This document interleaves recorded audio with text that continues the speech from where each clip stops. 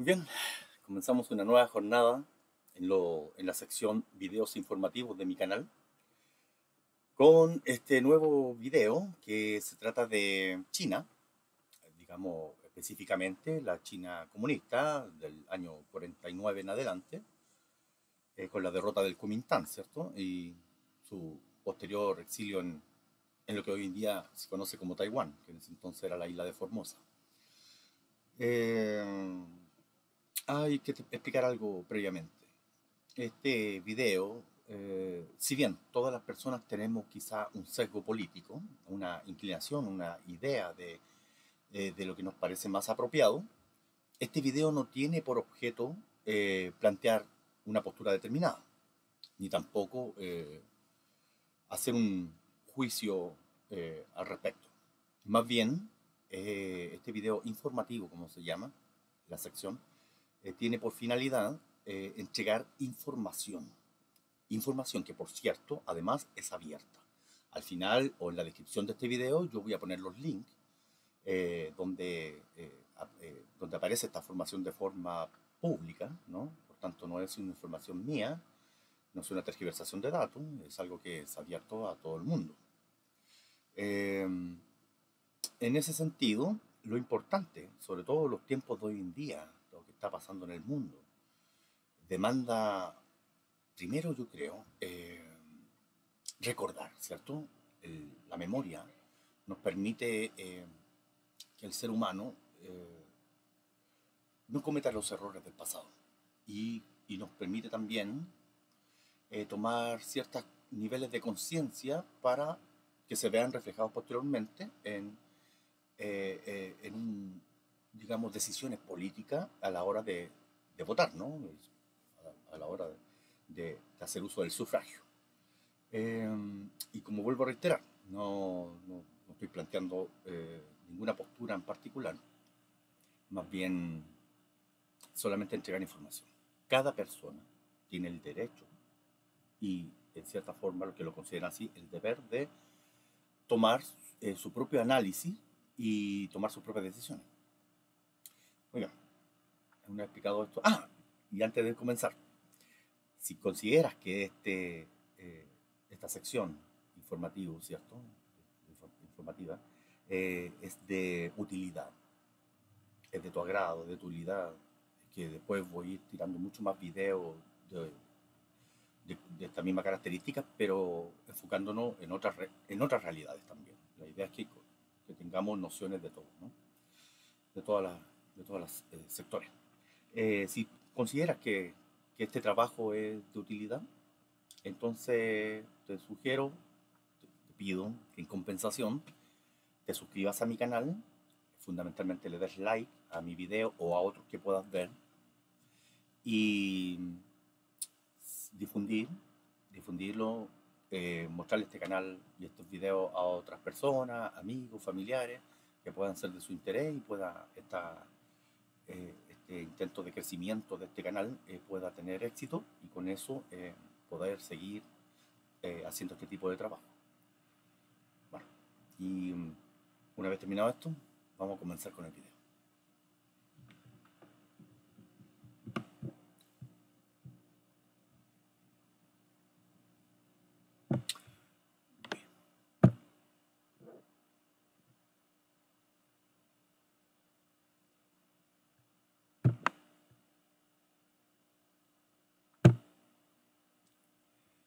Bien, como dice el título, la historia de la China comunista, ¿cierto? Antes de comenzar, es importante señalar que en la actualidad China es parte de varias organizaciones a nivel internacional, lo que refleja, por ejemplo, es miembro de la ONU desde 1971 y de alguna otra organización es miembro formal o informal, pero eso significa que tiene grado de incidencia, como la OMC, por ejemplo, que es la Organización Mundial del Comercio, la APEC, la Confederación Económica Asia-Pacífico, evidentemente lo que la mayoría entiende y sabe, a los BRICS, que es un miembro fundador también, y G20, que es el Foro Internacional de Gobernantes y Presidentes de Bancos Centrales del mundo. Con esto se entiende que Y ¿cuál es la idea del G20? Que se supone que tiene como meta discutir políticas relacionadas con la promoción de la estabilidad financiera internacional.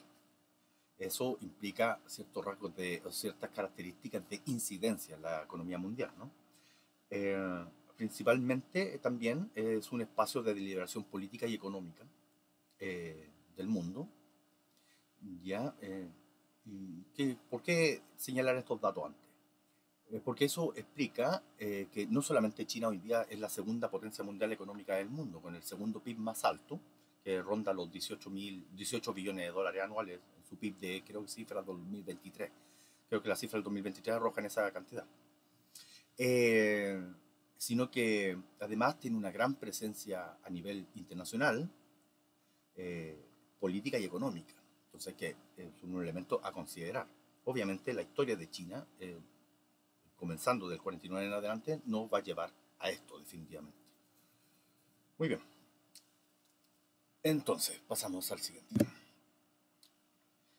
1949, como todos sabemos, la derrota del Kuomintang y el establecimiento de el socialismo en China, ¿cierto? La proclamación de Mao Zedong, proclamando la nueva República Popular China de carácter socialista. Recordemos que este es el mismo año en el cual la Unión Soviética desarrolla su primera bomba atómica. Dato aparte. 1950, año que coincide con la guerra de Corea, ¿cierto? La guerra civil, que culminó con la separación de las dos Coreas. Invadió el Tíbet, ¿ya? Esto igual con un año digamos, de recién construcción del socialismo, ya había invadido el Tíbet, en el cual en el 1913 el Dalai Lama había declarado independiente. El gran salto adelante. Este es un programa que, bueno, siempre estuvo en ese entonces Mao Zedong al mando, ¿cierto? Es un programa de la administración de Mao Zedong que tiene como principal interés el fomento del crecimiento demográfico, la población, ¿cierto? Que se incrementara. Eh, la población, como dice ahí, se duplicó de 500 a más de 900 millones, periodo que se extendió hasta 1976. 1976, el año en el cual falleció Mao Zedong. ¿Ya? ¿Cuál fue el costo de esto? Evidentemente por un tema que tiene que ver con la pobreza y la alimentación. 45 millones de muertos. Para que se hagan una idea, la población chilena en la actualidad, incluyendo gran parte de la inmigración, llegamos a los casi 20 millones de habitantes. Por lo tanto, esta cifra es superior al doble de la población chilena. Continuamos. En la misma época, entre 1 y 2 millones de líderes campesinos fueron ejecutados, ¿cierto? Acusados de estar en contra de la revolución, ¿cierto? Acusados de estar en contra de la revolución, claro, porque tiene que ver con que las personas, no todos adoptan rápidamente a través de un proceso de transformación tan brusco, digamos, más cualitativo, en términos científicos, eh, abrupto, también podríamos decirle, eh, no toda la gente no solamente no todo el mundo puede adaptarse rápidamente, sino que otros tampoco comparten la idea. Bueno, en fin. En fin.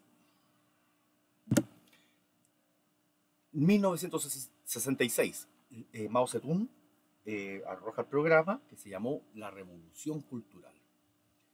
La Revolución Cultural tenía el objetivo de eliminar todo sesgo y rasgo, incluso los más básicos en la vida cotidiana de las personas, que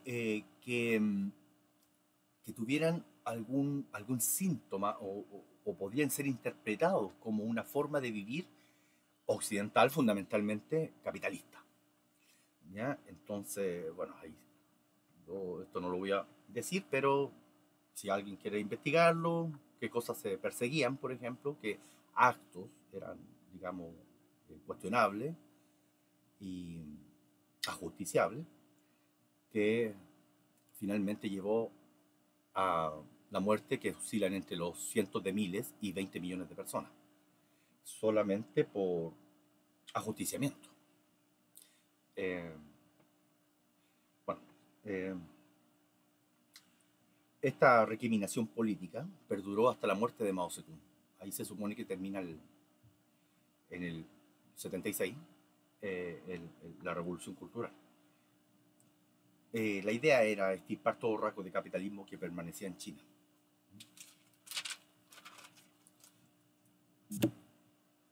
1978, 2 años después de la muerte de Mao Zedong, aparece un nuevo líder eh, llamado Deng Xiaoping, que comienza una serie de reformas tendientes al libre mercado, ¿cierto?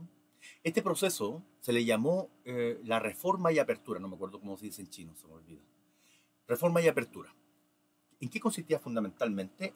Como bien dice ahí, son políticas de incorporación al libre mercado, empezó a tener una cercanía con el mundo occidental, incluso con Estados Unidos, alejándose como aliado histórico de lo que era en ese entonces la Unión Soviética. Eh, Aquí, bueno, no voy a interpretar esto, ¿ya? No lo voy a interpretar. Cada uno les sugiero investigar un poquito y van sacando algunas conclusiones que tienen que ver con algunas estrategias políticas que hay muchas veces, que nos lleva hasta el día de hoy, por supuesto, y eso lo explica un poco. Pero este fue el inicio de lo que es la China moderna, entendiendo que todas los procesos anteriores, todos los procesos anteriores fueron, pese a todas las medidas que provocaron millones de muertos, fueron fracasadas, en definitiva. Eh, Creo que se me pasó un dato con respecto al crecimiento demográfico, que, que fue eh, creo que está antes, lo voy a buscar. Ah, esto creo que es el crecimiento demográfico. Se me pasó un dato, perdón. Perdón. El gran salto adelante, aquí está. En el proceso que se llamó el salto adelante. Hay que entender que la mayoría de esta gente que murió en ese entonces se debió gracias a la hambruna. ¿Mm? Eh, Precisamente porque China era extremadamente pobre y aumentar la población solo empeoró las cosas, ¿no? Bueno, continuamos. Entonces estamos con Deng Xiaoping.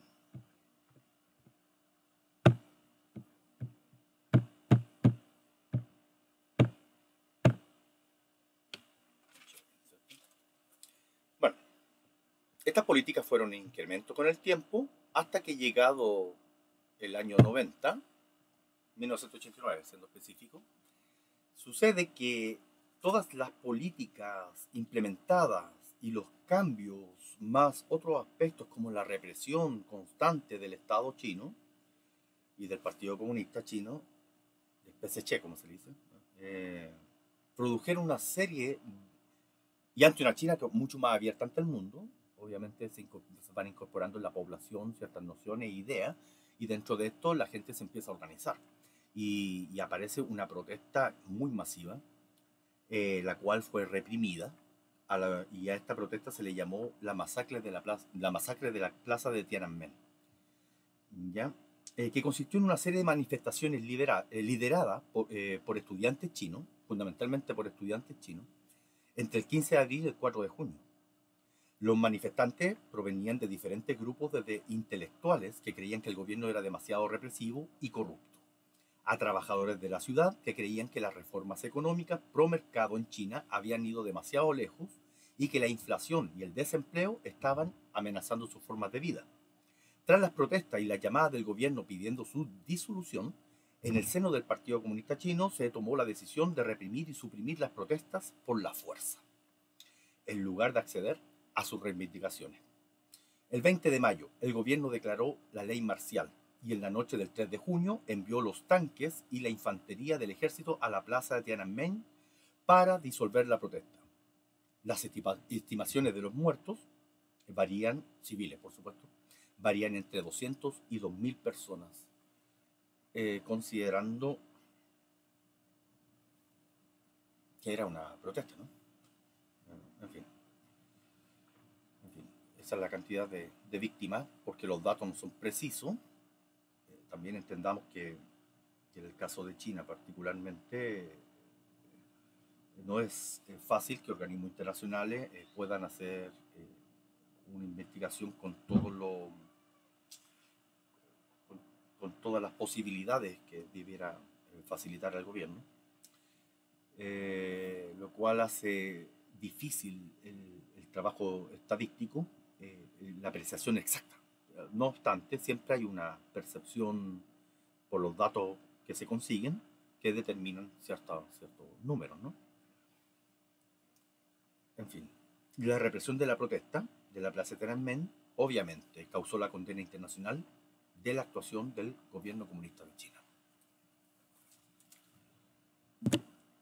Aquí, esta es la foto que sacó un periodista occidental, creo que estadounidense, ¿no? Da lo mismo. Eh, Esta foto recorrió al mundo, ¿cierto? Fue la representativa de esa jornada, de esas jornadas, donde se muestra un chino, un estudiante chino, desafiando al poder militar, obstaculizando el avance de los tanques. Se puso enfrente.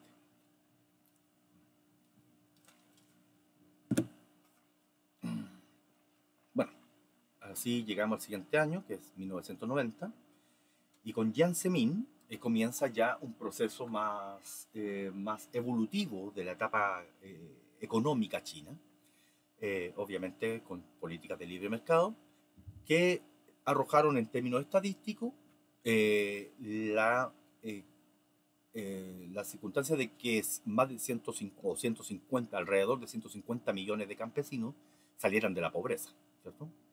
Y también eso empezó a provocar un cambio también en el crecimiento económico a través del PIB anual, que se evalúa anualmente, en China, que se promedia entre el 11,2%. Siempre estas cifras varían, pero los momentos más altos del progreso chino creo que fluctuaban entre los 16%, más o menos los mejores años.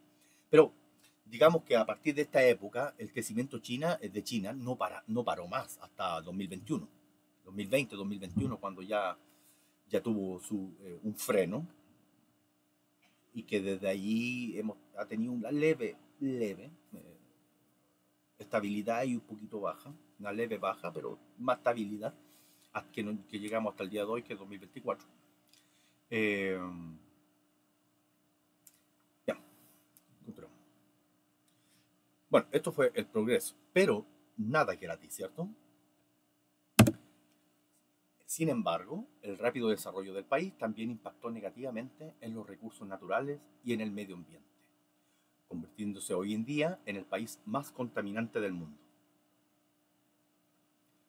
¿cierto?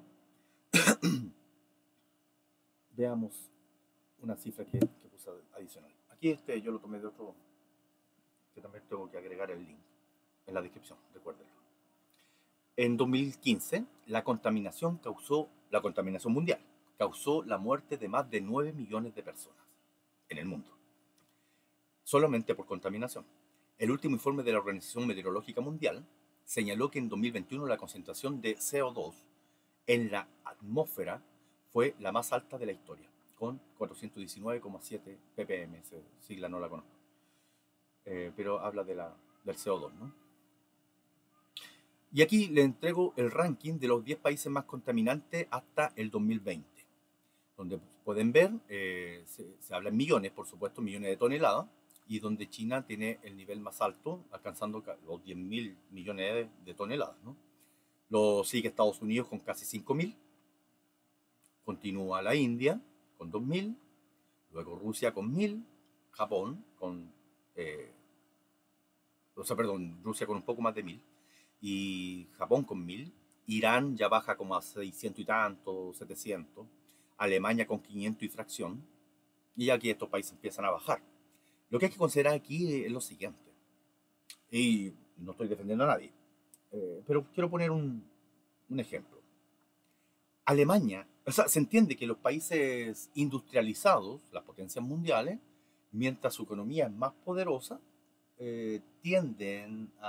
o la lógica indica que debieran contaminar más, ¿cierto?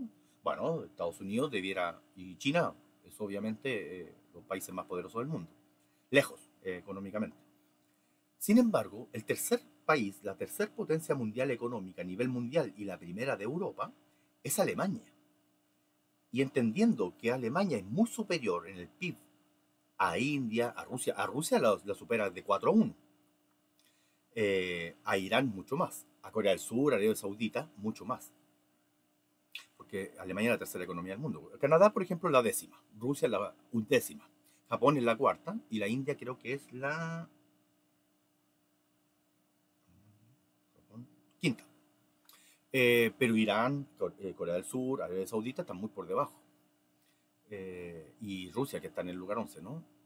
Entonces, lo lógico es que Alemania estuviera en el tercer lugar superando a la India. Sin embargo, sus datos son, digamos, son apreciables en términos positivos, ¿no? En fin, continuamos. Actualidad. Hoy en día, China, por supuesto, el Estado chino, es un Estado autoritario y corporativista. Algunas de las restricciones más comunes que hemos visto hasta la fecha son la restricción al libre acceso a Internet, la restricción a la libertad de prensa, la restricción a la libertad de reunión, restricción al derecho de tener hijos, que eso lo vimos hace un tiempo atrás, eso se va modificando según las necesidades del país. Restricción a la libertad, a la libre formación de organizaciones sociales, restricción a la libertad de culto, restricción a la libertad de expresión.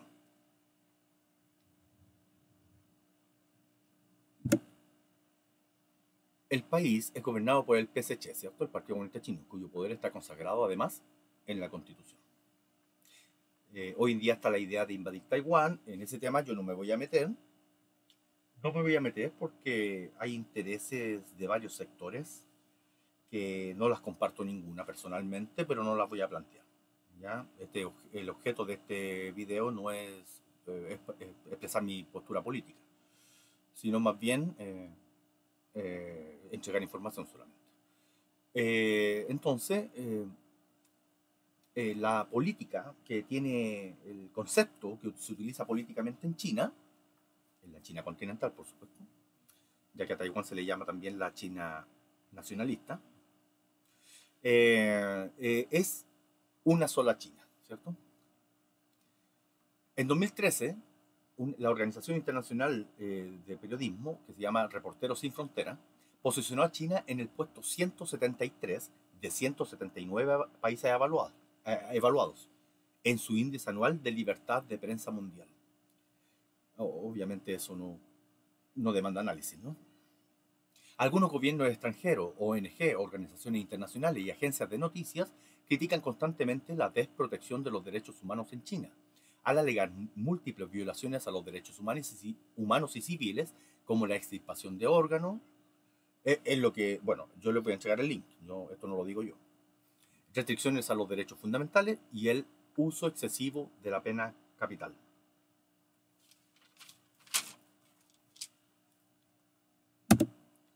El gobierno suprime las manifestaciones de organizaciones que considera una amenaza potencial para la estabilidad social. Regularmente, el Estado chino es acusado de reprimir a gran escala y violar los derechos humanos de ciudadanos uigures, tibetanos, practicantes del Falun Gong o de los cristianos en clandestinidad, incluyendo campañas políticas violentas, traslados forzosos y restricciones a la libertad religiosa. El gobierno ha respondido a las críticas internacionales argumentando que la noción de los derechos humanos debe tener en cuenta el actual nivel de desarrollo económico del país y el derecho del pueblo a la subsistencia y desarrollo. En fin, este video está dividido en dos partes.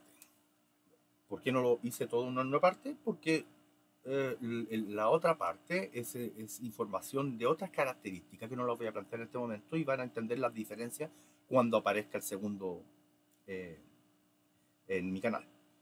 Y esto, más que nada, es una reseña histórica de la que ha sido la construcción del comunismo en China y su experiencia, ¿no?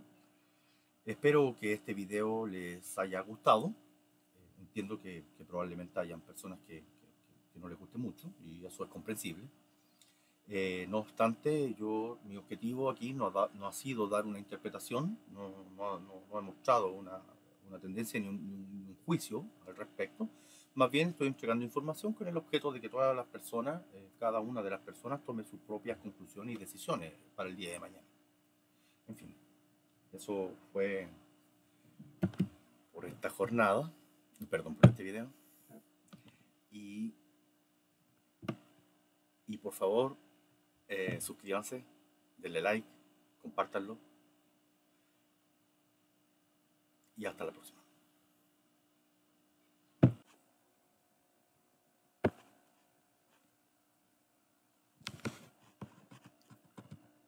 Si consideras que esta información entregada en esta sección de este canal es de importancia, es de relevancia, te gusta o es de utilidad y quieres ayudar a fomentar el crecimiento de este canal y de su financiamiento, entonces ingresa a este canal y si lo deseas, puedes hacer una donación con este link que aparece acá de PayPal